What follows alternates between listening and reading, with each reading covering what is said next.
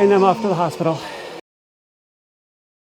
I'm going to try to see if I can test fit the battery box now, because that's one of the biggest things I need to sort out, so I can buy the marine ply, because I'm going to cheap out and go with marine ply, and get that battery box built.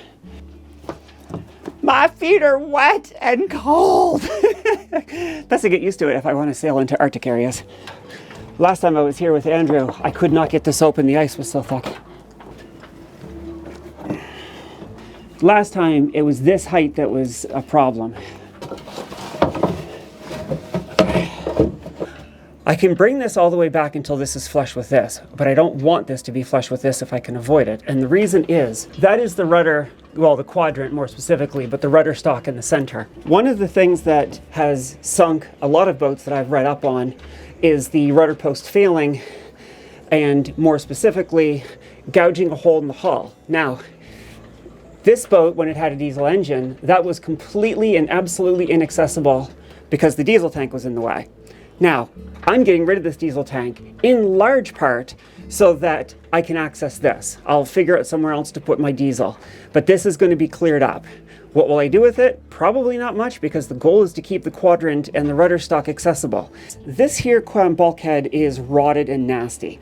If I cut this back, leave an inch or two all the way along the bottom, and then bring this up a little ways, say to about this height, so adding about that much, maybe that much, so I can still quickly get in here and see things, but bring it high enough above the water line so I can have a plate that bolts in, that I can take out if I need it, but it bolts in and creates a dam along here. Water will get through. I'm going to have limber holes and whatnot, but the goal is that if I rip a gash in the hull because the rudder stock is ripped out, I want to slow the water coming past this so that my bilge pumps can stay ahead of it, so that losing my rudder, even if I lose it violently, will not cost me the boat. So this area I want to keep somewhat accessible. Now, if I have to, I will butt it right up against.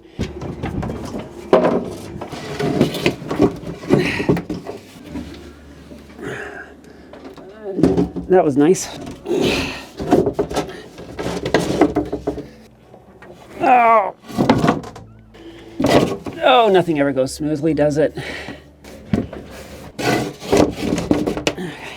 This here is butting up against this bulkhead. All right, there we go. This bulkhead's in the way, but if necessary, I can cut that out and bring the battery box forward. I cannot tell you how awkward it is right now. There we go. Okay, that is now mounted how I plan to have it mounted, and you can see I have a bit of space still to lift it up. So right now I can't go any further back because that is hitting the ball, or hitting the hull on both sides. I got a mustache, hello.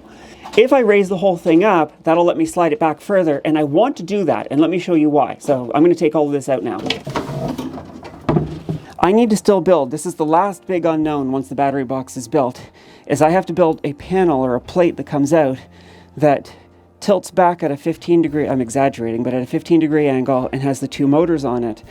If I put that plate on the sleeper and I carry it back, if I use 10 millimeter plate, that's going to raise it up a centimeter. I'll have the plate come all the way back, or have the plate come back some, and I don't know, I'll do something to build it up. But if I lift it up a centimeter, which I know for sure, even with it as it is right now, will fit, I can bring it back further. I only just really need to keep a spanner's thickness in here, so if I got a bolt I want to do or undo, I can do it. I have actually gone through a couple more designs. I filmed a whole bunch of stuff where I built additional prototypes, and in the end, no matter how much I tightened it up, it was really, really tight fitting into the boat. And the principal place where it was tight was, as you slide back, I'll put a clip in here. The bow, being a canoe stern, pinches in fairly aggressively and rises up. If you look at the height of the sleepers and you imagine you put a panel on that and you slid it back, you're going to hit the hull long before you hit that bulkhead that's holding back the diesel tank. When I do all of my test fits, that means that either it gets lifted up, and in order to make that work I would have to lift the front up to keep it level. Oh, hello. You want to say hi, YouTube? Hello. So I've been going back and forth trying to figure out how the hell am I going to make this fit in there. If you recall some videos back, one of the cells dropped to 2 volts. I was able to bring it back up and it seemed to be okay, but when I did a discharge test, which I'm not sure if I ever turned it into a video, that cell died fairly early. Early enough that when I originally reached out to Qiso, the person I was speaking to, whose English name was Amy, said that, yeah, she would replace that no problem. This was back around Christmas. And at the time, money was really tight, and I said, okay, let me do it in the spring, because I was also going to order 105 amp hour batteries to make a 48 volt pack for the dinghy. The agreement I had reached was that I would buy 3 cells. She would give me the 4th one as a replacement for the bad cell.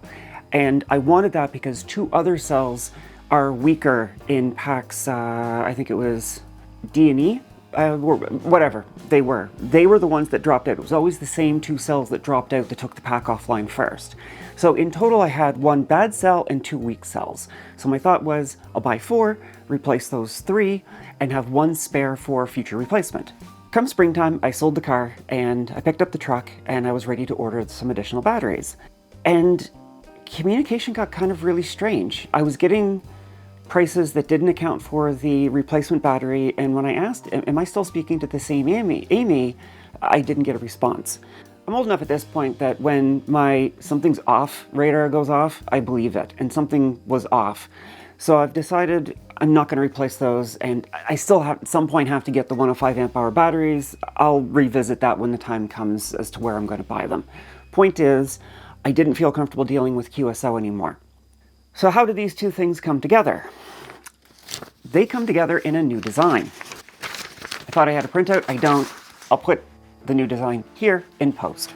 I am going to make the very reluctant decision to drop down to 5 packs. I really, really want to maximize range. You guys have seen over the 109 previous videos how often I've spoke about trying to get absolutely every bit of efficiency and range out of this system as I possibly can. Dropping a pack is not a decision I'm making lightly, but I think it's unavoidable. At the obvious downside to losing range, it comes with many upsides. First, I don't need to spend any additional money. By removing the lower aft pack, I'm no longer going to foul on the hull. I can push it back quite a bit further now, and because it's raised up, it will stay clear of that. It also means that because it's hard to talk to YouTube when you're being so adorable. I need to run a bunch of bilge hoses. One thing I think is going to be in the next video, though I recorded it earlier, is I've come up with a new bilge setup. I'm going to have a 4,000 gallon per hour backup pump to the 2,000 gallon per hour primary pump. That 4,000 gallon per hour is a 2-inch hose, which I'm going to use the old diesel exhaust as the outlet for that second pump. I need to route that. By having that box cut out, I have lots of room now to come up under the battery box and route around it. It won't be pressed right up against it. It also drops about 200 pounds off the box. It brings it down now to be the same weight as the engine, transmission, starter batteries, alternator, diesel tank, diesel fuel. If I take all of that, I'm now almost equal to what I had before, which gets me back to an even trim to the way the boat was originally designed. Now, that is particularly important because I still need to build an enclosed cockpit and I want to put a solar arch, which is a lot of weight up high in a loft because I plan to use rigid panels. So I feel more comfortable now about putting the solar arch on it. I still really wish I could have fit that last pack in there, but so it goes. Right. After enough talking, let's get on to building. That is about $500 worth of lumber. It's teak veneer marine grade plywood. I have 2 half-inch sheets and a 3/4 inch piece. So I'm going to be looking at my sheets, but I'll put them up here as well for you. Given how expensive this lumber is, I've been very careful in my cut sheet planning.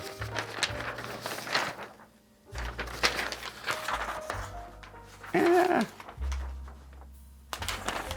I'm really glad I did, because as I sat down to lay all of this out in FreeCAD, I realized I was missing panels, I had made some mistakes which would have led to wastage. Regardless, I now need to get cutting, and I am much more confident because I took the time to do all of my layout that A, I'm not going to be missing any parts, and it helps make sure that I've got the most efficient use out of this very expensive lumber. Also, I bought a truck. I've used it for so many things. I need to build a little platform so I can put 4x8 sheet goods in level rather than putting it on a cantilever, but I am loving the truck life. I am not loving filling up the tank again. I really miss having a full car every morning, but so it goes. I need to move these and make some space to work. I swept the floor to make sure that there was nothing that could poke in and mar the veneer.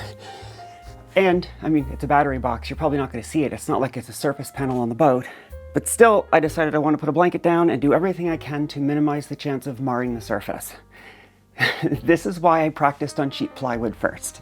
Now, one of these corners was damaged. I didn't realize that until after I got home, which was slightly annoying, but what can you do? This is not the damaged board. I'll put this on screen so you can see it better, but right here is an unused piece. That could be a really good piece for the circuit panel side. So I don't know if I should use this good piece for this sheet, meaning that corner is good, or use the bad sheet for this one where that corner is bad. This is the second sheet where the entire lower half is unused. If I leave this one for the bad corner, it leaves a huge piece that I need to nick the corner of. No, I think I want to leave the largest piece as good as possible. That gives me the most opportunity. So this is going to be the piece I lay out here. I'm going to use my handsaw, and for that, this is just a piece of pine, but my neighbor / woodworking teacher, he jointed this for me on his really big 12-inch old school industrial jointer. So I can trust this entire length to be a good straight edge. If I had more money to buy more tools, I would probably just get a track saw. A track saw would do exactly what I'm trying to do, and it would be really accurate and be really easy and done. Another thing I'd probably do is buy that 2-inch pink rigid foam insulation to put down underneath this, and then I could cut through it right into the foam and it's never under any kind of tension. Don't really have either, can't really get either, so I'm doing it this way, and I'll prop it up to prevent from cutting underneath with 2x4s like I did with the test box. I don't want this to be a really long episode of just making another box, so I'm going to turn off the camera and I'll go through marking all of this up, and I'll bring you back when it's time to start cutting. I measured twice on all of my lines, but I'll still do another final measurement to confirm before I actually start cutting. There's the line.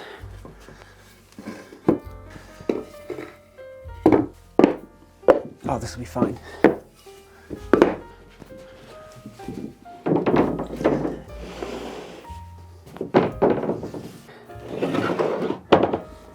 Just want to make sure that there's as little chance of cracking or splitting when I'm standing on it. All right.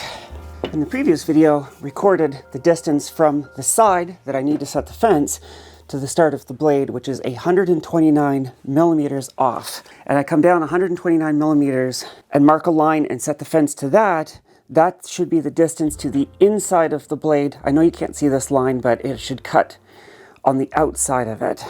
So 129, but starting on the 10 mil is 139. Oh, the lights help so much with being able to make sure I'm getting the lines right. 139 even.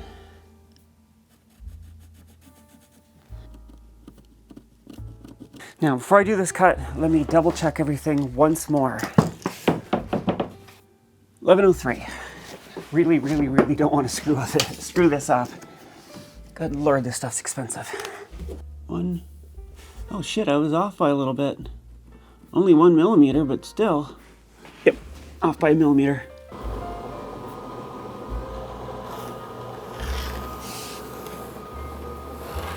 I need to come down now. What did I say? 129. Double checking once more. 1103. Okay, I'm happy with that. If I'm going to err, I'd rather err on the side of making boards too big, because I can come by with a plane later and trim it down. It's a lot harder to put wood back on the board. So, there's my cut line. Oh, rolling shutter. There's the line that's 129 millimeters off. So that should be the width of my saw, which I'm going to test in just a bit. That seems really off. That seems really far too back. That seems really back. That seems too far back. There we go, English. Let's see here. Okay, no, I did something definitely wrong. Look at that. Oops. What did I do wrong? Sometimes folks give me compliments and I'm like, no, I'm really not that smart. I appreciate the kind words, but this is what I mean. How did I screw this up? I do this stuff constantly. It's why I have to take so long and so many tries to get things done. See people who just rip through this stuff and I don't understand how they can do it so quickly. 129. What did I do wrong? Go to here. Oh, son of a... That's the line for this board I'm cutting. Even that seems wrong. Oh, 129 is 12.9 centimeters. God damn it. Okay, whatever. 12.9 takes me to here. Son of a sitch. That looks a lot more reasonable. Erase my old lines right away, otherwise it'll just trip me up again in the future. What I did wrong is I wanted 129 and then I added 10 because I was doing an offset with my tape to start at the 10 centimeter mark. And then I added 29. I dropped a 1 in there. When I make mistakes, one thing I try to do is at least figure out why I made the mistake. If I can figure out how I made the mistake, I'm less likely to make the exact same mistake a second time. I will, but I'm less likely. So now, in theory, yep, the teeth are on the outside, on the right side of the line there, and on the outside of the line there. Okay, now I'm confident in this cut. Nothing in the way. What is my depth set to? It's about 5 millimeters deep. That's fine. Now, one of the things I have to be really mindful is I'm going to have tear out. I could run a strip of masking tape to help minimize the tear out, but I'm not going to in this case. This will give me a chance to see how much tear out is a problem. If it is a problem, I'll mask before I cut all of the other pieces. When you're using corded tools, it's a good idea to think about where the cord's going to be. If I had the cord coming over here, it's going to snag on this F-clamp. So I'm running it between it so I have a better chance of running through without any obstruction. Okay, shut up, stop being nervous, start cutting.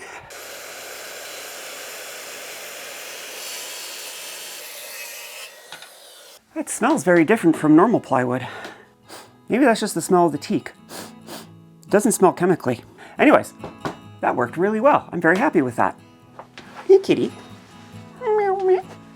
Oh, sorry. You know, I almost think that's better than using the table saw. With the table saw, I was running the chance of, it's a really weird camera angle, kicking it off the fence. With this, it seems to be, at least at first blush, like it'd be easier to keep a straight line. I might just do this for the rest of the cuts. So this piece here is what I'm calling the middle separator bow side. I'm sure I said it in other videos, but I'll say it again. One of the other things I learned from my teacher was that it is normal and expected that the time you spend setting up for a cut is always much greater than the cut itself. Before I started learning, I used to think you should be spending most of your time cutting. Not if you care about accuracy, absolutely not. I measured this out, but I'm gonna measure it again. This is supposed to be 700 millimeters long by 483 high. 483, God damn it. I was doing 482. Yes, it's 483, it's fine. I was gonna make a mistake. Is there a number version of dyslexia? So that's 483. Now I gotta come in 129. I'm gonna finish this cut and then I'll turn off the camera and do the rest of them because it's just gonna be the more of the same for many more hours to come and y'all don't need to see that. Turn it around. This is why everything takes so long. I keep making little mistakes over and over and over again. I'm showing this though because I want to show for others who are always making little mistakes like me. That doesn't mean you can't do this stuff. You just have to be more patient or stubborn or whatever you want to call it. I've got myself turned around. About a year into my classes with my teacher, I was really struggling one day. And he's a very plain-spoken, old-fashioned kind of teacher. Doesn't pull punches, doesn't mince words. And he was obviously frustrated with me, and he said at one point, if you were my apprentice, I would have fired you. And I understand it. It's why I often say that being stubborn is better than being smart. I won't lie, I felt pretty shitty that day. I'm ripping this way, I'm stepping back to here, so this is my rip cut. Again, I say this, and I mean, the reason I started the whole channel was I wanted to show the process of learning, and I wanted to show that even if you fuck up a lot, don't give up. Cuss and scream, but don't give up. To finish the story, my teacher did come over after I was back at the house for lunch, and he came over and he apologized for being frustrated, which I appreciated quite a bit. I also told him not to worry. I'm aware of where my skills are and aren't. It's been the same thing with trying to learn to sail. I keep making a lot of the same mistakes. Part of what throws me off is the grain isn't going straight up and down. It's off to a slight kilter. So my eyes want to follow the grain as a straight line, and that keeps throwing me off kitty wonkus. Yep, that's good. That is definitely not. Okay, I screwed up. What do I keep saying? Okay.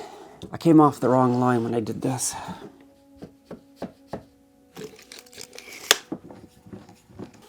Okay, that looks better.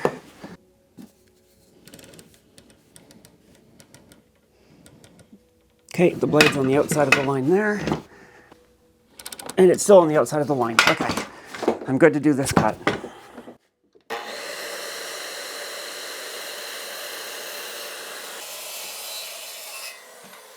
Wash, rinse, repeat, over and over again. I'm going to get all of the rough shapes cut out, and then I'll bring you back. First panel processed, my 2 med plates, the middle separator bow and short side bow are done. So I'm about to process the second one, and I thought I'd show you, but the bad corner I was talking about is this one right here. You can see it's not a small chunk that's bad. So to deal with it, this here is unused. So I'm going to set it up like that. So the closest piece will be in quite a bit from the side. So should be okay. I'm not done yet, but I'm about to do a interesting cut. Well, I'm going to try to. And yes, the lights are behind me and it puts me in shadow. I'm artistic. What can you say? I wanted to show you the cut I'm going to try to do and see if I could actually pull it off. Also, the lights are weird because I put that one up, which doesn't match that one, which doesn't match these ones, but I can see. So this panel here, I've already cut out these, and I've just got this middle panel left to do. Now, the trick is I'm trying to get this piece out, and you can see how little space I have to work with. Don't know if I'm going to get it. If I don't, I've got leftover elsewhere, but I want to try to be efficient. I've got these 2 pieces, which are the long side port, long side starboard, and then one of my mid plates. And the cut has to come across here. There is it, right there. Up to here, and I got this hard corner, which I want to put a bit of a round over on by trying to drill out with a Forstner bit and then having the saw come up and meet that hole. I'm using this. I don't know if it's going to be perfect, but I'm going to do my best. Anyways, comes over to here, to here. Can you see that? Barely. And then it goes back here, and then the mirror over here. All right, let's see if I can do it. Say hi, Picasso. Okay. So a Forstner bit, for those who don't or haven't used them before, are kind of like a spade bit in that you've got a pin in the middle that allows you to get it lined up right where you want it, and it won't walk away when you try to cut. But on the edges, it has those wavy bits which cut the fibers so you don't get as much tear out. And you can see you've got the wide part, which is why I described it kind of like a spade bit, to do a lot of the actual ripping. I'm using a 3/4 inch. Is it the right size? I don't know. I'm doing all this for the first time. I probably got tear out on the back, but well, what can I do? So there's the one line, there's the other line. So the saw will come up and it'll give me just this little bit of a round corner here. Now I also just realized this here may have put in too much for me to get the last board out of this, but whatever. Now, if I really cared about the fibers on the other side not blowing out, I could stop, come in from the other side, and meet the holes in the middle. You just have to go far enough for this pin to come out, or drill a pilot hole. Neither of which I care enough to do. I'm letting up my weight and letting just the weight of the drill try to get through to the other side cleanly. I didn't like how much it blew out the first time. There it goes. And I can actually see blowout on the other side. Oh well.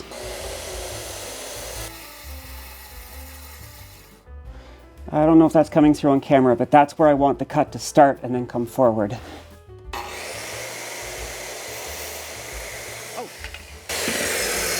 This one's now too far over. Okay, I definitely fucked that up.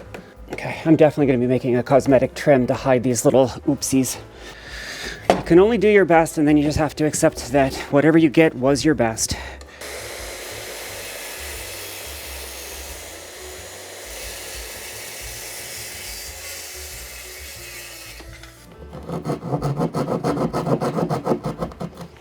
Well, this is going to be the very back part near the diesel tank, so nothing's going to be in the way, so I can definitely put something around it to help hide my shame. I'm saying this to you as much as I'm saying it to myself, but I know this isn't perfect. I'm making a lot of mistakes, even though I did my tests, and I'll probably make more mistakes. However, an imperfect thing you make from your own hands is always going to give you a bigger sense of pride than a perfect thing you buy from somebody else's hand. At least in my mind. Okay, that looks good.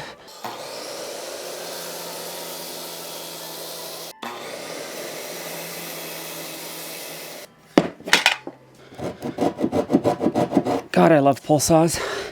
I really, really love these things.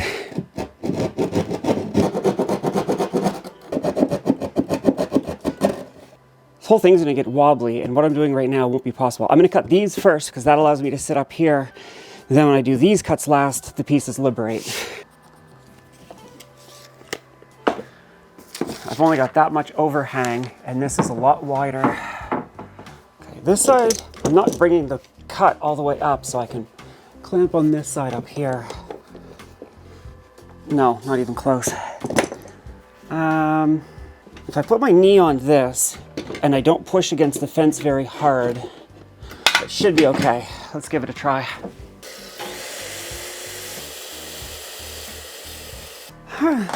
That worked pretty good. I'm happy.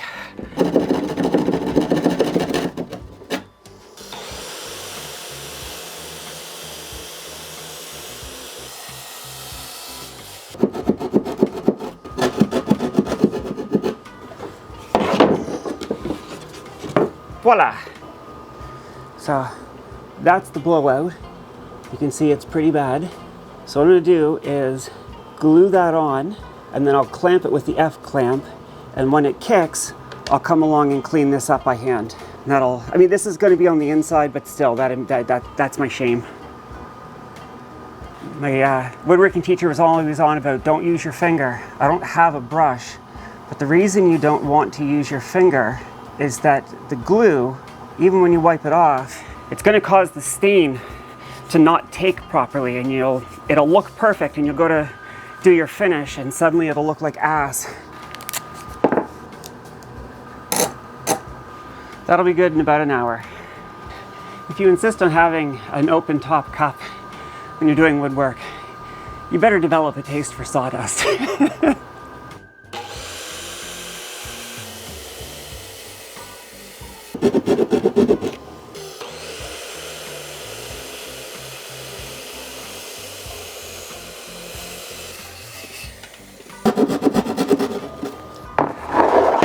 Now I need to see what I did in the way of blowout on the back.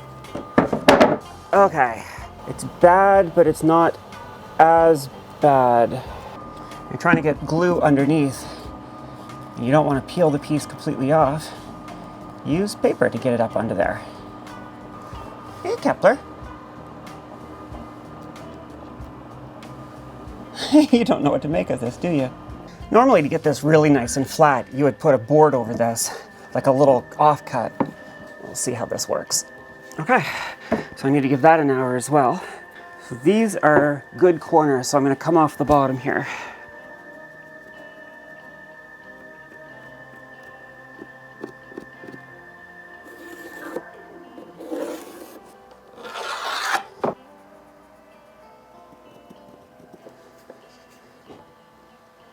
Ooh, that was going to be a fuck up. I was going to cut on the inside of the line, so I need to go 131, so I need to go 2 millimeters out.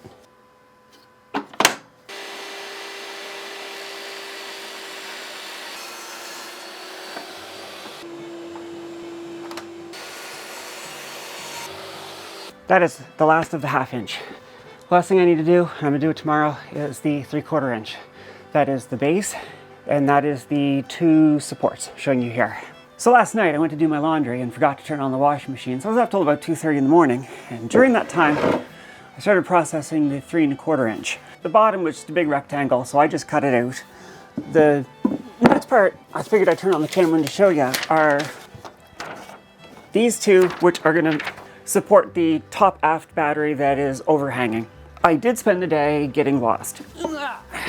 Going out hunting, I'm very fortunate that I live very close to a span-hour store, outlet, factory. It's a big building and they had a store in it. Anyways, the reason why I'm happy about that is, originally I had wanted to use these threaded inserts here.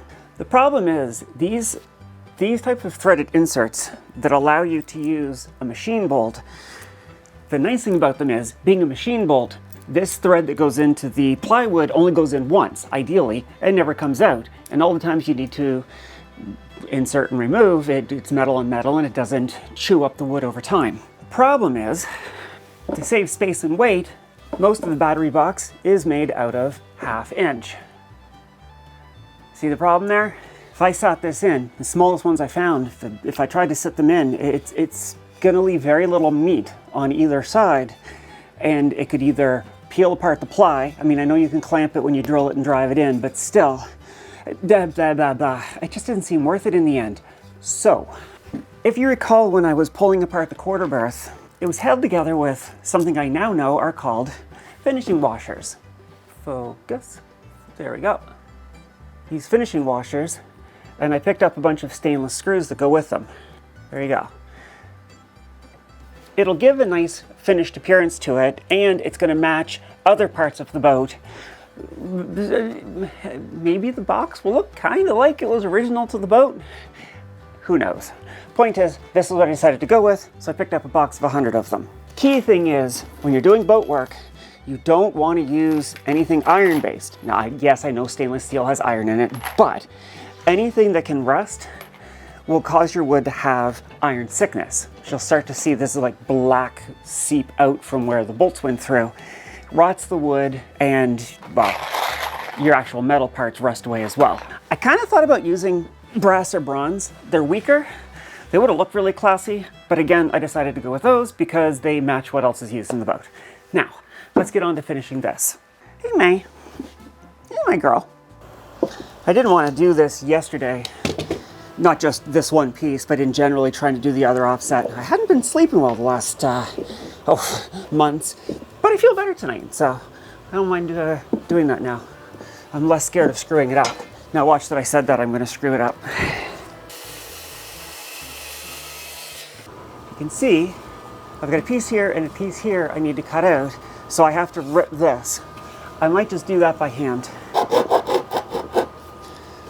What matters is that this is going to sit under the top shelf and this is going to press against the bottom shelf, and these 2 sides are square. So if I don't get this part cut, this is free hanging. If I don't get it perfect, it's okay. Once I've got these 2 out, I can put them side by side and sand them and get them, the 2 of them looking the same, even if they're not to the original dimensions I wanted. I'm not very accurate with this, and again, this is an opportunity to practice, so maybe I'll try using that to free cut these 2 pieces.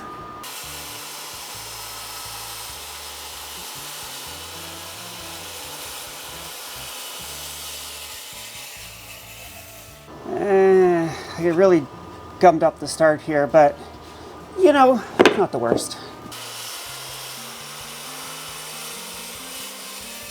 I almost started the fire. Okay, whatever. Okay, hardly perfect, but I've got my supports. Oh God, they're terrible. If I had a belt sander, I could take them to the belt sander and clean them up, but I don't. Oh, I bought a new thing today. I got a flush trim router. If I clamp these together, I could use, I don't know if you can see, that's how much they're out. If I clamp these together, I come along with the flush trim router, it'll use the lower one to set the cut for the higher one. I got a little bit off on the back here too. So that could be a way I could fix it. Maybe I'll try that right now. I kind of wish I had a smaller, like a 1 horsepower, 1/4 horsepower, whatever it is, the usual smaller one. I've got a 2¼ horsepower.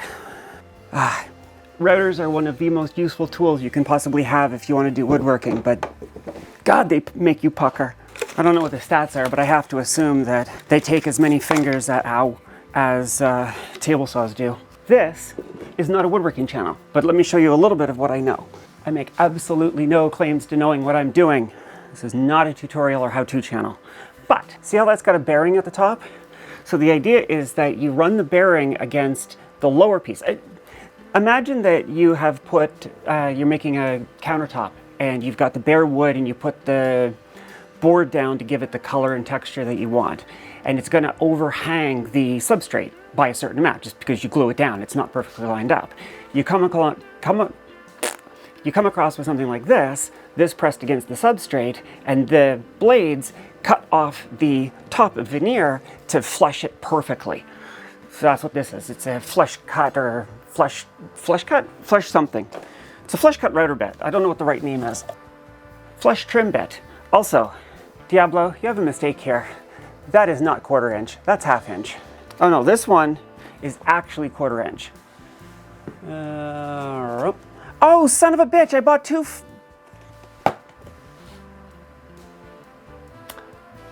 I guess I'm not cutting this tonight. I needed this flush to the bottom for putting the 5mm rebate that the middle plate's gonna drop in. I wasn't paying attention. And I just opened this so I can't take it back. Okay, so I'm gonna keep this as my flush trim bit. This was supposed to be the flush trim bit I bought, and it's a 1/4 inch collet. So I'm gonna take this one back. I'll keep this one. Ah, son of a bitch. Normally I would just ask my teacher if I could borrow his. He's got a huge library of bits, but he's on vacation right now. Okay, I don't have a router table, but I saw a trick.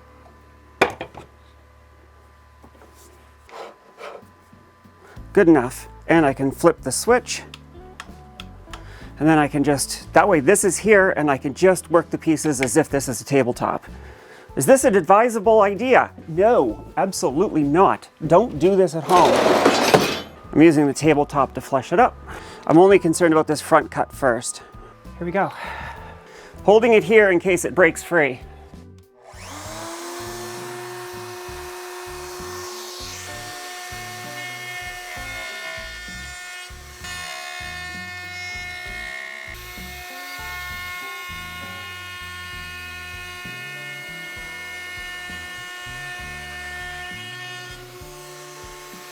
Yeah! I have such a love-hate relationship with routers. Ah, that's beautiful. Okay, so now I'm just gonna do a little bit in the back here.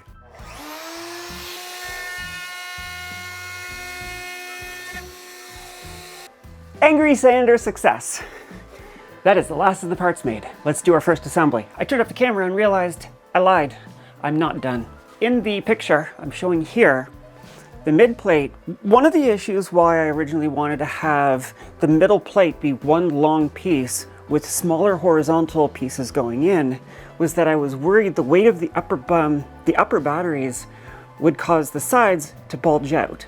The downside to that is, if any of the lower batteries have issues and need servicing, it means that I have to take all of the upper batteries out.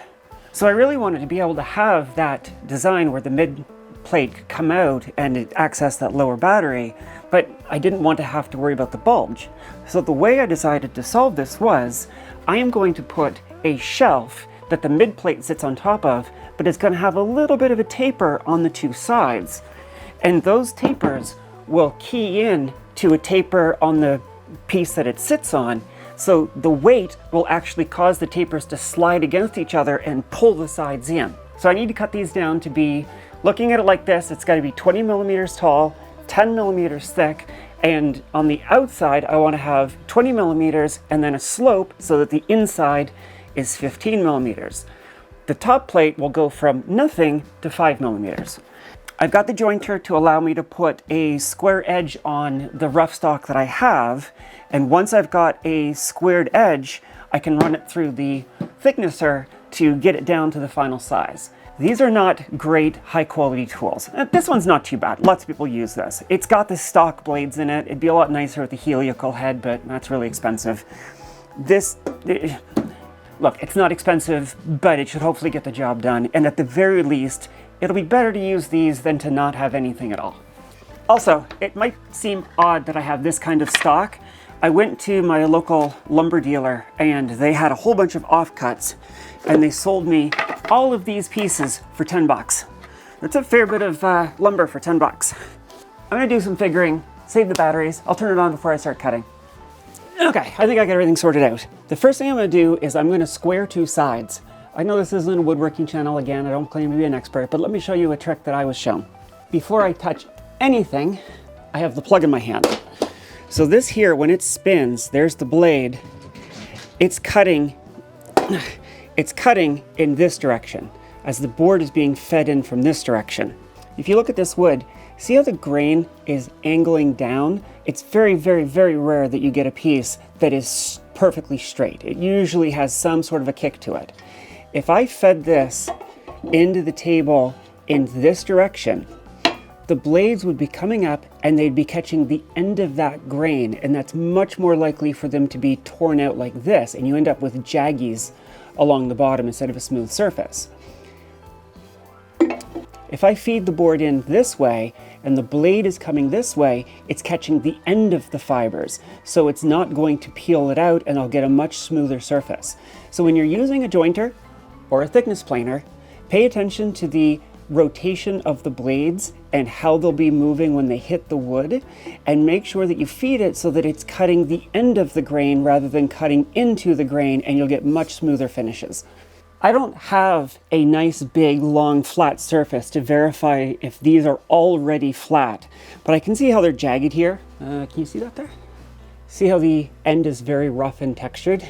This end has obviously been planed, it's nice and smooth. I bet if I had a large enough flat surface, I would find this is already pretty true and I could feed it into this. But if this had a twist to it, imagine here I'm exaggerating, but imagine it was twisted like this and I fed it into this machine. As it goes through the machine, it's going to twist where it's being pressed down in the middle where the blades are, and I'll end up at the end with a board that is still kittywonkus. You feed it through the jointer first to make sure that it gets a perfectly level piece, so that when you go through, if there's any kind of a twist or distortion to it, the bottom is flat and that gets cut off and you end up with an actually flat board. You want to square two sides so that if you want to turn it sideways like this or turn it sideways like this, depending on which dimension you're trying to get, it's always going to be at a nice 90 degrees. If I flattened one side and then I put it through, but there was a bit of a kick to it, when I'm done, I'm exaggerating, but it could be perfectly square here to here and here to here, but these won't be square angles. And for that reason, I want to make sure that my fence is square to the table, and it is. Looking at the grain, I want to feed it this way. I'm going to set up all of my others as well. That one is going to go through like that. Sometimes you get one where the grain goes like this, where it dips in and out, and there's nothing you can do. It's just a judgment call what you think is going to be better, and you're going to get some tear out, and that is that. Yeah, this is one of those. The grain comes like this. So either I'm going to get tear out at the front and smooth at the back, or vice versa. Looking at it, I can already see some tear out here. So I'm going to try feeding it this way. I'm prepping more than I need, so if any of these turn out to be shite, then I can just ignore it.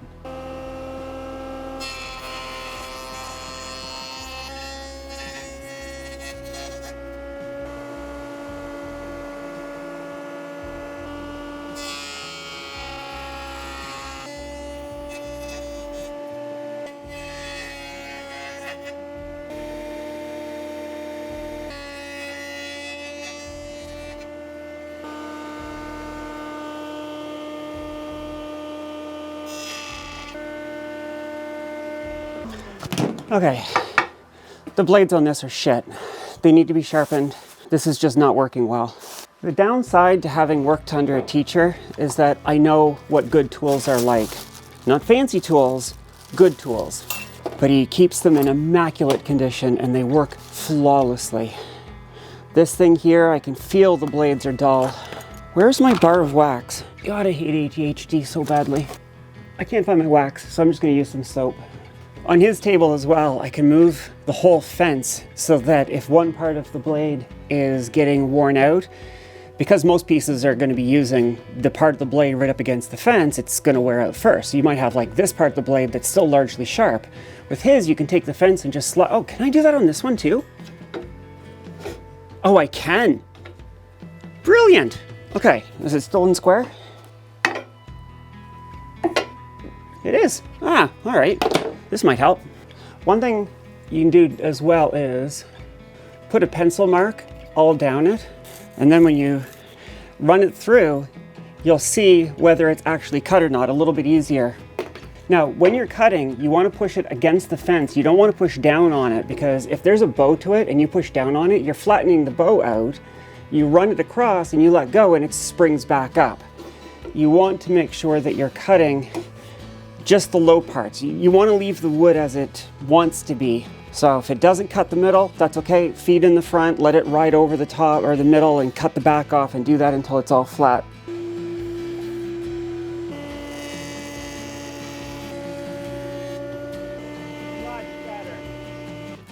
So all of these boards now have 2 jointed sides. One of the things that's hurting me from being as accurate as I would like, and one of the differences between a really cheap jointer and the expensive ones, is the size of the in and out feed table. I'll exaggerate, but as I was coming through, if I wasn't careful, I would press back here and lift the front up, meaning I wouldn't get a clean cut. And similarly at the end, if I wasn't careful, it wasn't such a hard thing on the outfeed, but technically I could lift up and tilt down because there's just nothing there to stop it. Ideally, you want to have an infeed table and an outfeed table that is long enough so that the piece never leaves contact with the table. I don't have that. Those are expensive. I make do with what I've got. I want 20 by 10 in the complete finished piece, and that means including when the 2 pieces have come together. So when the little angle that's glued into the mid plate sits on the piece that is glued onto the sidewall, when they come together, if they had not been cut, it would be a 20 by 10 rectangle. To do that though, I need to go to about 23 by 10. I need to set the table saw at about a 26-degree angle. It's not exact, but none of this has to be super exact. If I have this at 23, when I feed this through with the blade set to a 26-degree angle, if I set it just right, the blade will exit and leave a clean corner, so I'll have a perfect triangle. Now realistically, that's probably not going to happen. There might be a couple millimeters of lip there. I don't care at the end of the day. It's fine. I think you get the idea. I'm just going to get to do it now. Though, what time is it? My eyes are feeling heavy. Oh, it's almost 1 in the morning. This project's taking a lot longer than I expected. I want to take this piece that's currently 19 and shrink it down to about 10. The width is 25.5, so 10 by 23. Now, because this piece is really big, I can probably get it closer using the table saw, so that when I feed it into here, ideally when I start feeding it, I'd like all the pieces to be close to the same so that I don't have, well, you basically start off with your highest height and you feed the boards through, and the ones that don't touch, well, you just don't feed them yet. You cut them through, you bring it down a little bit, you cut them through, you bring it down a bit, and over time you start to add more and more of the pieces. If I come through, if I left this at 30 some millimeters, I'm gonna have to run through multiple times before I get close to the right dimension. So I will rough it on the table saw. I'll rough all of them on the table saw. I'll probably set the table saw to like 24 and just run them all through. Now, when you have a proper vacuum, you have a big bag with the garbage down below so that and you have like a cycle thing. So when the wood chips come in, they cycle in and fall down and they don't clog the filter. With this, the filter gets clogged really quickly. So if you don't have a proper woodworking filter, you just have to make sure you stop and clear this out periodically. On the upside, working with oak smells better than working with drywall dust. What I've done is all the jointed sides, I have the flat against the bottom and the jointed side against the fence. This is set to 25 millimeters. I want to finish of 23, but I want to run it through here. I made myself the world's cheapest push stick. These always get chewed up and I can't bring myself to make a nice one.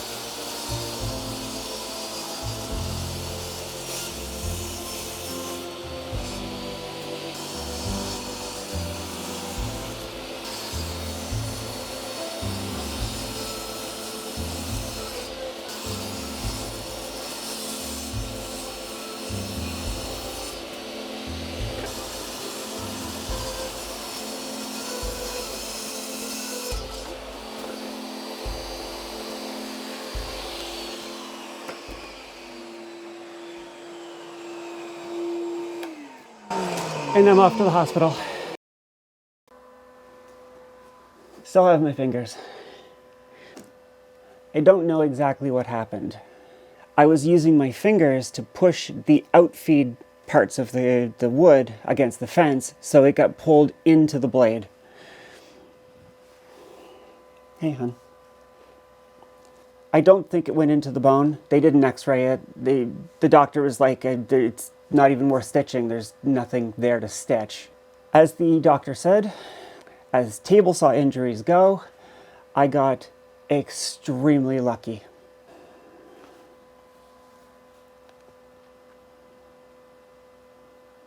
You're going to have setbacks in a big project. You can't give up. I wanted this video to be the finish. I wanted this video to be the box was done, it was oiled up, and it was ready to be installed. It's going to be at least a couple of weeks before I can use my fingers again. It's already been a few weeks since I uploaded the last video. I don't even know what to say. I would love to have a professional shop where everything's at standing height. I'd love to have all the right tools. You know, if I had a feathering board, that would have helped prevent this as well. There's a lot of things I could have done differently that would have prevented this. And I know a lot of people are going to tell me everything I did wrong and everything I should have done different. And I'm probably going to have people tell me, see, are you going to finally fucking stop? Have you learned your lesson? I've got a permanent reminder. My middle finger is going to be a bit shorter. It's going to be shaped a bit funny for the rest of my life. But I'm not going to quit. If there's one thing, I don't claim to be an expert at woodworking. I don't claim to be an expert at battery stuff. I don't claim to be an expert at sailing stuff. But if there's one thing I can claim to be an expert with, that is, I don't fucking give up. I'm raising my voice, but not at you. I'm raising it at myself. I feel so incredibly stupid. Once they froze my finger and I could actually think straight because I now know what a 10 is on the pain scale. As soon as the pain settled off, I started crying. Because I know how stupid I was. I know how stupid this was. I know how easy of a mistake this was to avoid. I know better.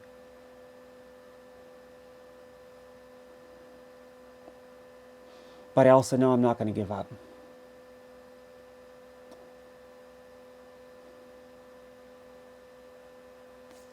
See you in the next video.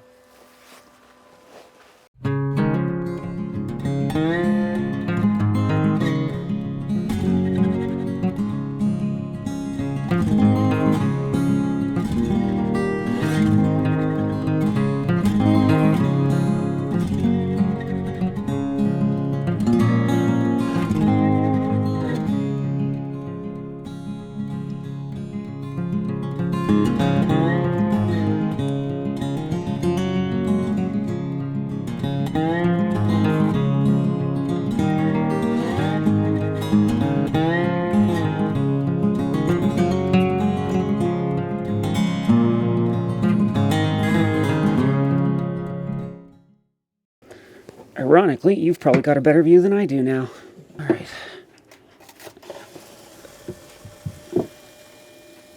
Oh! That just came on. I still have water. Oh! Hello!